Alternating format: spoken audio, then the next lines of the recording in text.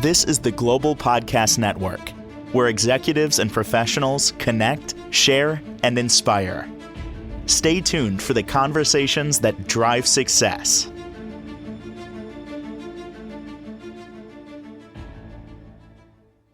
We are now joined by our life mastery consultant who's certified by Brave Thinking Institute. This is Mr. Dwight Conerway. Excited to have you here to discuss all the work that you're doing as a life coach at C1WAY Community Outreach. How are you today?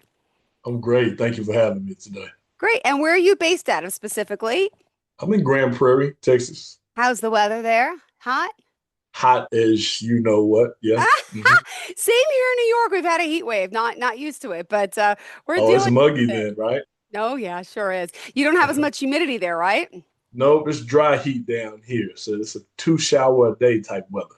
Got it. Oh, well, it's a pleasure having you here. Thanks so much Yeah, for joining us. And I of cannot course. wait to get to know you and have our listeners do the same. So, first and foremost, tell us a little bit about the work you do. Just a little overview. And then I want to dive into you and get your backstory here. So, just a little bit background of what a certified life mastery consultant does. Well, I appreciate you asking. It's a life coach, but you go through as you shared the Brave Thinking Institute, founded by Mary Morrissey. So there's those practices and a curriculum in place that you have to complete the training in order to get certified. So it's a little bit more than just having your own ideology and just trying to share what thoughts you have. You actually go through almost like getting a second master's degree for me to get the training necessary and learn the practices and principles necessary to actually have some success when helping people get over the hump. Well, I got to ask you about, before how you got here, because we're going to Mhm. talk a little bit about the work as the Sure. Life Master Consultant, but let's dive back into your past. Tell us where you were born. Tell us your history, in a sense, your backstory, what brought you to become a life coach, because everyone has their own story and journey, which I think is important and will say a lot about why you're here. So if you don't mind sharing the good, the bad, the ugly, we appreciate that because we can all empathize, right? And you're here to get people through certain things, and Absolutely. it's happened to all of us. So please share a little bit. Thank you. Sure. I appreciate you asking. I I've been a public school teacher, 20 almost 20 years, 17 years, and was for a teacher, then a coach football and basketball for a few years, and then I had aspirations to become an administrator, meaning the principal. And once I had reached that level of leadership, I just realized that it's a little bit more like a corporation these days when you're dealing with kids. And I wasn't thinking that we were pushing a product, so to speak. I thought that we were actually here to build those relationships and not to cast any aspersions on those who actually are doing their best to build those relationships with the kids. But the thing is that certain resources and things aren't available for everyone. So once I realized that I couldn't help like I thought that I would be able to, then I thought God led me to kind of branch out on my own and start this journey of being a life mastery consultant. And if you want me to go even further back, then that would be Sure. childhood when I was a little knucklehead myself, and I'm from Fort Worth, Texas, so about 10, 20 miles from where I am in Grand Prairie now. And it was a awesome teacher. I'm dating myself because I grew up in the 90s. So I'm not sure if you remember, there was a sitcom that used to come on TV. It was called Boy Meets World. Of course. I love that Okay. show. Okay. So you remember Corey and Of Topanga. course. Oh my God, I love them. Yeah. Okay. So Mr. Feeney was that principal there. And if you remember how Mr. Feeney dressed, he was really sharp and had the cardigan and Yeah. the corduroys and the blazer or whatnot. Well, Mr. Calhoun was uh was a split image of Mr. Feeney to me now, and he was my English teacher. And in the 90s, it was pretty rough. Gang violence was a big deal, and you didn't really have many options where I grew up. Where you even if you didn't want to be a part of the gangs, you were surrounded by it. So you're either gonna make a choice or you're gonna be on your own and have to deal with the guys coming after you every day. So I was kind of treading water and trying to make sure that I stayed in line with what my mom was trying to tell me, but at the same time, the free time that I had outside of being at home kind of forced me to do some things that I wasn't always happy with. So, Mr. Calhoun, but I did go to class. I was a good student, and Mr. Calhoun pulled me out of class one day, and he said, "Dwight, you have great leadership ability that you don't know, and you're a very charismatic kid. And of course, you don't know that either, but you could do a lot more if you could separate yourself from this group of kids that you're running around." Yeah. And he just planted a seed in me to make me think that my world could be a little bit bigger than the square mile that I had grown up in. And I was crazy enough to believe him. So I'm dating myself again. If you remember the I movie know. Lean on Me, where that starred Morgan Freeman. Of course. Okay, so once Mr. Calhoun planted that seed in me that I could do something great, I wanted to be Joe Clark. And I was like, okay, if this guy, a little black kid from inner city Fort Worth, Texas, could be inspired by this older white guy who saw something in me that I didn't see in myself, then I can have that type of impact on kids. So that was my idea, to get into Wow. go to school and get certified and get a degree in teaching and education so that I could become a teacher. And I did that for 17 years. And Amazing.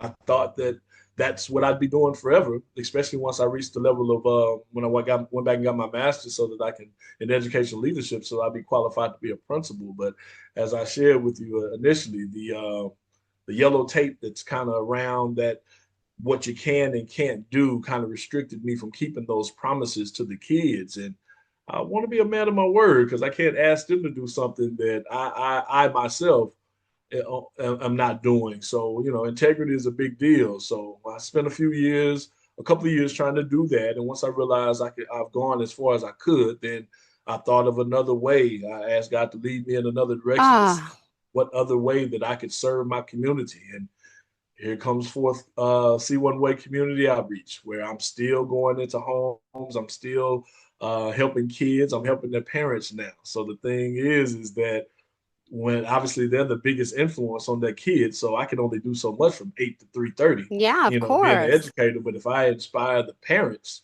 to do something more than just beat the pavement and work a 9 to 5 or whatever it is that they're doing, and they can get back to that childlike faith of believing that they can do anything, then that kind of flows downhill. And then now I'm not just helping the kid that's going back into a difficult home life. I'm actually helping the whole family by giving them the opportunity to work together as a unit to everybody's dreams to come true. So a little bit about myself, but then more about what I'm aspiring to do with the outreach program. Beautiful. Well, thank you so much for being here, for joining us. And Sure. now, do you want to dive into a little bit of the work you're doing? What next? Being it's your first show I with us, I want to just make sure we're covering everything that's important. You are the leader. So in order to be a good leader, I have to be a good follower first. So whatever questions that you read and you thought that you want to bring back up for me to expound on, I'm more than willing. We have time. Beautiful. Well, also, as a life mastery consultant, right? Yeah, I would love to hear, how you are helping people design the life, that they were, that you're giving them in a sense, the life that they want. What is the process like to work with someone like you? I know you have this Dream Builder program, I think it's called, and then there's the Life Mastery program, and Hmm. then there's Hmm. the one-on-one coaching. So Hmm. can you break them down for us and, how Sure. long they are, what type of people would be best for it, or do you meet someone first and then make that decision together? Well, the thing is that there is, like most people say, there's levels to this. So of course there's the Dream Builder program, and then Mm-hmm. it's about 12 weeks. And then also the Life Mastery Consulting program is that kind of step above, where you go and get certified through Got it. there. Mm-hmm. And to specifically answer your question about how to help the people, you're going in, you're having conversations like you and I are having, Yeah. and you kind of get them to feel comfortable enough with you. So you have to be a rapport, and you have to have that integrity and strong character that gets a person to feel comfortable with you. Where we can't be judges of whatever they're going to share with you. You have to have the heart for people. I feel like I have a heart for people because of the things that I've been through in my past. But and we can get into that later as an adult and divorce and children and all that stuff or whatnot. But the thing is that when you have a conversation with a person and you kind of hear that, you have to have that ear for what they're longing for. And meaning that if they're not happy with their job, but they aspire to do something else, or they always had a dream of opening a restaurant, or but they can't because they got these kids to deal with, or they wish that they could because and they allow something to stand in the way of their reaching that level of success. I partner up with those people and help them get out of their own way. Because the thing is that we were made to do something other than make our CEOs rich. We have an opportunity to live a full and healthy life ourselves if we just kind of tap into that spirit that that's in all of us that God gave us to allow us to dream and believe that we can do whatever it is that we have in our mind. When we were kids, we didn't think of any restrictions. We didn't think of we believed whether we had a chimney or not. We believed that Santa Claus would come down and bring the presents. Exactly. I still do. You see, I so have an 8 and 10-year-old, but I still pretend I do. Yes, yes, yes. so when you think about that, and you think about, you don't worry about the how as much as you concern yourself with the what. What is it that you want? And then we can figure out the how later. But let's just figure out the what. What is it that you really want? So that's the type of conversations I have with people about what they would like to have, where they would see their life if they didn't have to worry about money. What would they do with their time to make the world better?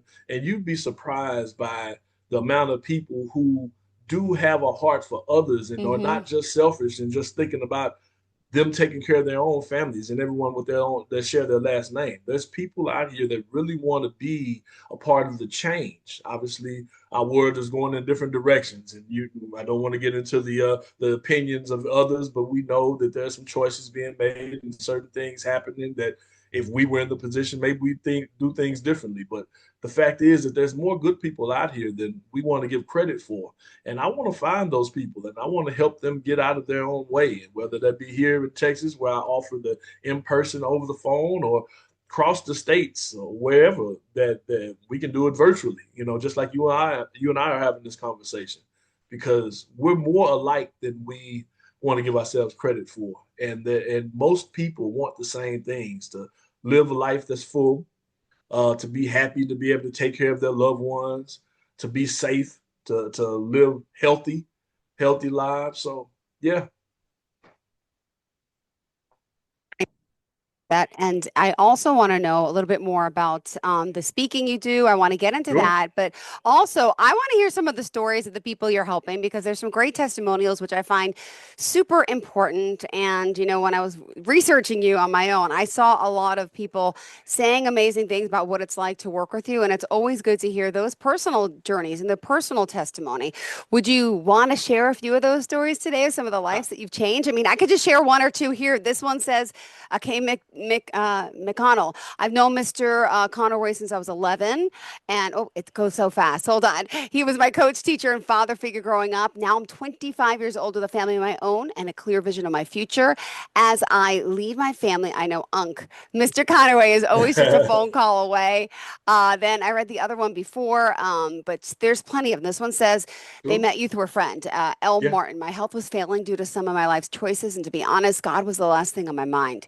Yeah. After just a few meetings, Mr. Conway not only helped me get to know God, he taught me how to study God's principles. Amazing testimonials, and I want to hear some more if you don't mind. Yeah, that's awesome. I will touch on that first one. Kivion was this is my fourth or fifth year teaching, and this is the second school that I was at. And he was on the basketball team, so we had our connection because he wanted to play basketball, and I was coaching. He was an excellent kid. He just came from a really big family, and his dad wasn't around, so I just kind of took him under my wing because he was a really good kid. And here we are 14 years later. I'm still his mentor. And like you said, he calls me Unc because I'm not trying to take the place of his dad. I just want to make sure that he has someone in his corner that gives him the support that he needs. I don't try to tell him what to do. I just support him in his decisions. And when he's not sure, we have those conversations, old man to young man. So yeah, definitely a shout out to Kevion McConnell. There was a most recently, I have a gentleman that I met at the gym that I work at in the mornings, and he and his wife, really good people, but they were struggling with the. He was in real estate, she was in education as well, and they had a daughter that was just trying to find her way. She had just finished school and she had worked a couple of odd jobs, but she just wasn't sure which direction to go. Turns out that all three of them, we just sat down as like a small little family. I guess I would be an uncle again in that situation, or a brother to Mr. David and his wife, and then an uncle figure for young Naya. And we just sat down and had a conversation. And now she's working in the juvenile detention centers and being able to inspire kids there that have made some choices. Mr. David is back in real estate, and he's doing great there. Obviously, the market isn't what we'd like for it to be. Obviously, with things going up, but he's having success there. Mrs. David, she was like I said, she was in education as well. So once she had a message to go back and share with her staff, she actually asked me to come by and do a staff development or professional development class for her staff there. So again, building the community. I can share with you another. I share with you that in my adult life, I'm divorced now, and most people have their opinions about being divorced. But the thing is that how are you going to recover? Because it hurts, and whoever's at fault, there's blame to go around. But how do you recover from something that you made a life commitment to, and it didn't turn out the way you wanted it to? So me having that experience, there was a lady that I had met, Miss Morgan, and she had been 16 years married, and she was going through a sour divorce, and she was kind of in need of just some direction or whatnot. And in the field, you kind of have those people that they're looking for something, and they don't really know exactly what, but when they hear it, then they know that that's what they needed to hear. And I was able to just kind of plant some seeds in her and allow her to know that yes, there's going to be some dark moments, there's going to be some tough times, you're going to cry yourself to sleep. I'm a guy, yes, we cry. I don't know if that's still cool to say these days because we're supposed to be so macho, but you cry and you get through it, and you feel terrible about the choices you made. You feel angry about the choices that your spouse made, because you thought that you all loved each other, and you very well may have. But sometimes people grow apart. Sometimes you get married based on things that you think are long lasting, and sometimes you just have to dissolve the relationship for the survival of the individual. And when you go through those type of things, you need a little support system. And I'm not going to try to force my way onto her or force my opinions onto her. Just helping her understand that it's okay to feel sad, it's okay to feel angry. But now she stepped away from her job and went into something that's going to consume more of her time, and she's happy about it. This is about 18 months removed, and we've been working together for about the last 4 or 5 months. So she was in the last stage, the beginning stages of the divorce 18 months ago, and I met her maybe 6 or 8 months ago, and then we just started working together, and she went through the program, and she started finding her own strength. And I know a lot of times, and I can't speak for, I've never had the privilege of being a woman. I've always been a guy, but you kind of depend on people when you spend so much time with them, and then you start finding your own identity in them. And then once that they're absent, then you kind of ask yourself, who am I? What am I doing now? And she's found her way, and I'm super happy for her. So whenever she calls or she'll share something that she's been able to accomplish, and I'm a cheerleader now for those people that I've been able to help, and with, again, community, because I want to build long lasting relationships with people who have overcome adversity, and now have a hunger to do something for someone else. That's what we're all here for, to build positive relationships. I can't hear you, Jill. Well, at this time, Oh, I want, thank you. I love hearing this, and you clearly are passionate about the work you do, and yes, you yes, love, doing this. yes, I And do. one thing I just love on the website, you mentioned, I got to pull it back up. You say, It's you're okay. here for a reason, right? Do people Yes. say this to you a lot? There's never enough time. I'm overwhelmed. I'm anxious. I'm stuck. I'm not going anywhere. Like, Hmm. and those are some key words of like, you need some help, right? Hmm. Yes. Hmm. But we're prideful. Pride is right before destruction. So we get prideful in our ways and we don't want to accept the help Yeah. because it shows weakness, or so we think, but it's not. You can't get through this world by yourself. You can't, you need a support system. You need someone to help answer your questions. Only God is perfect, so he has all the answers. We don't. So we need to go to people, go to him to get those answers. And the only way you can do that is by letting someone know that you have vulnerabilities. And we all have them. And you'll, again, like I said a few moments ago, that we're more alike than we are different in those senses. We all need things. We're humans. So we all need, no matter what the background is, we all need someone to help us to understand our plight, what we're going through, and then to help pick them up. And then there's something about when you help someone and then they appreciate it, then they're not necessarily indebted to you, but they feel like they want to repay you some kind of way. And then most often that's paying it forward. A lot of times you won't necessarily get the blessing from the person that you bless, but they'll have the opportunity to go and be an instrument for someone else. And that's what it's about. That's what it's about. Amazing. Thank you so much. All right. We still got a few more minutes left in the show. Okay. What else do you want to Okay. make sure that we talk about what's important for us today?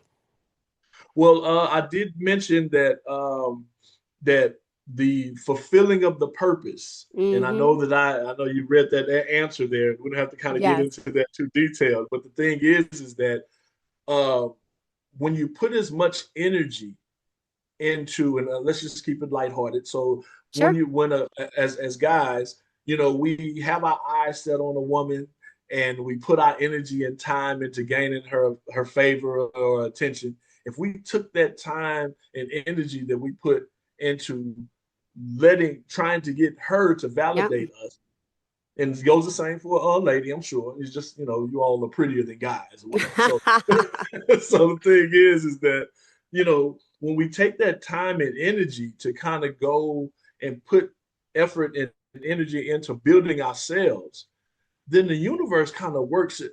Universe is perfect. It kind of works out for you where you're drawing the attention of those people that you can kind of say, hey, they're going in the same direction as I am. They're Yep. going, they're pursuing the same thing. So I would challenge people who are thinking that they can find validation or find a wholeness in someone else to do the work on yourself. And I know that it's hard to do when you don't have the answers. That's what I'm here for, to kind of help with those answers. Not that I have them all, but we will figure them out because every person is different. Every person's love language, everybody's way of communicating is different. So you just Yeah. kind of have to listen. My granddad taught me this before he passed a long time ago. God gave you Aw. two ears and one mouth, son. That's why you're supposed to listen more than you speak. So the thing is, if we listen to the people that we're dealing with and actually have a heart for trying to help them, then we can kind of help them over those stumbling blocks because Mm-hmm. we all have them. And we all struggle with the fact that we don't know how to get out of our own way Yep. sometimes, especially when we're adults and we have to go to work and we have to provide for our families and keep a roof over the kids' head and feed them, and then still find a moment to ourselves to have some peace.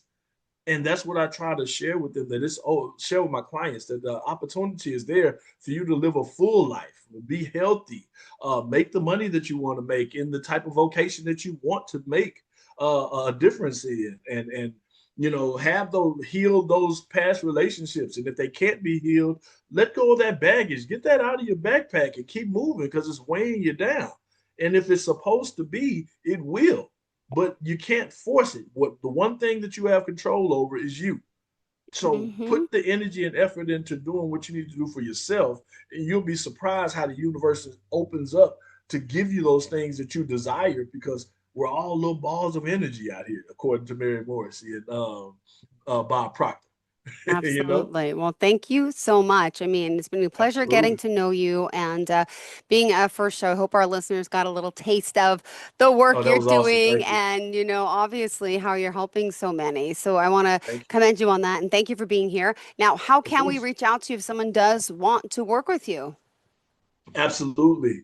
You can reach out same way you went on to the website, C1WAY.com.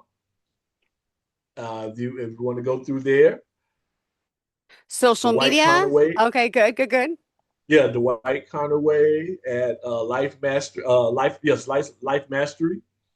You can my daughter is working on the social media for me, so I'm Got sure it. I do have Instagram and that type of All stuff, good. We'll but just Google I your let her name. You do pop those up. things. All Yeah, she's right. looking, but yeah, Well, thank absolutely. you again. Pleasure having you here, and thank you for being so helpful with so many people. And hopefully, Thank we'll you. connect again. Thank you.